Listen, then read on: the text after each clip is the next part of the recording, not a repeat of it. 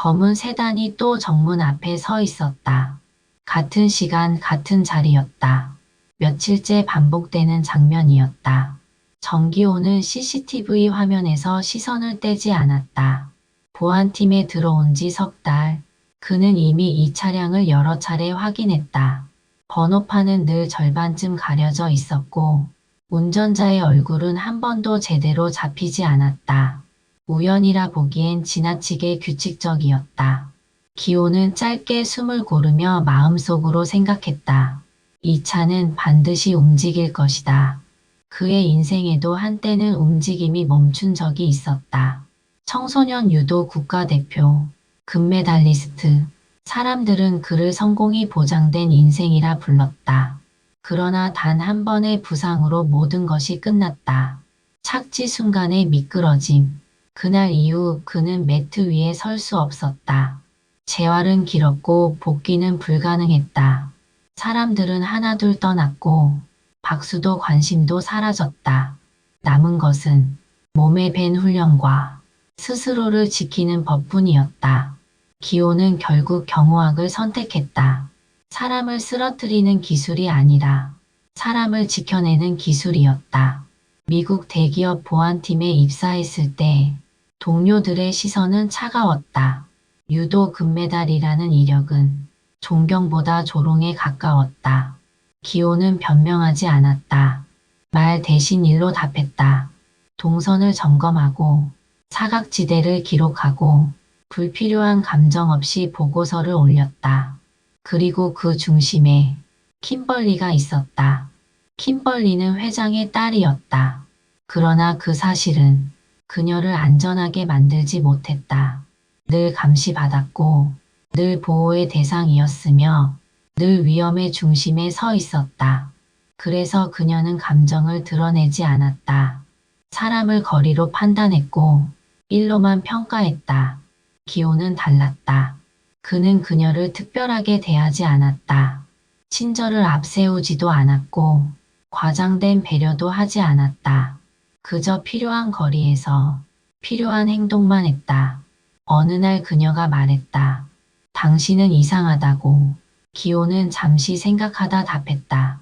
자신은 사람을 보지 않고 위험을 본다고. 그 말에 킴벌리는 처음으로 마음이 놓였다. 검은 세단은 점점 가까워졌다. 정문에서, 지하 주차장에서, 야간 이동 경로에서, 그리고 결국 사건은 벌어졌다.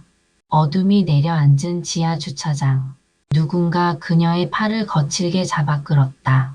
숨이 막혔고 소리는 나오지 않았다. 그 순간 기호의 몸이 먼저 움직였다. 계산도 망설임도 없었다. 중심을 무너뜨리고 팔을 제압하고 위협을 끝냈다. 유도는 언제나 조용했다. 그래서 더 확실했다. 모든 것이 끝난 뒤 킴벌리는 바닥에 주저앉았다. 한동안 움직이지 못했다. 그녀의 시야에 들어온 것은 기호의 등 뒤였다. 그날 그녀는 처음으로 안전하다고 느꼈다. 사건은 곧 언론에 보도됐다. 유도 금메달리스트 출신 보안요원. 사람들은 다시 기호를 영웅이라 불렀다. 그러나 회사 안에는 다른 시선도 존재했다. 질투와 농담, 가벼운 조롱. 그 말들은 기호의 오래된 상처를 건드렸다. 그날 밤 킴벌리는 조용히 물었다. 도망가고 싶지 않느냐고. 기호는 고개를 끄덕였다. 그러자 그녀는 말했다. 당신이 떠나면 나는 또 혼자가 된다고. 그 말은 기호를 붙잡았다. 킴벌리의 어머니는 반대했다. 더 전문적인 보디가드를 붙이겠다고 했다. 그러나 킴벌리는 단호했다. 정기호가 아니면 안 된다고 말했다. 그는 자신을 소유하려 하지 않았고 지배하지도 않았다. 그저 곁에서 지켜볼 뿐이었다. 마지막으로 검은 세단이 움직였을 때 기호는 이미 준비돼 있었다. 이번엔 혼자가 아니었다. 동료들과 함께 움직였고 위협은 완전히 끝이 났다. 모든 것이 정리된 후 두 사람은 회사 옥상에 섰다. 킴벌리는 그의 이름을 불렀다. 이제는 누군가를 믿어도 될 것 같다고 말했다. 기호는 하늘을 올려다본 뒤 조용히 답했다. 이번엔 도망치지 않겠다고. 검은 세단은 사라졌다. 그러나 남은 것은 공포가 아니었다. 서로를 지켜낸 기억, 그리고 함께 선택한 시간.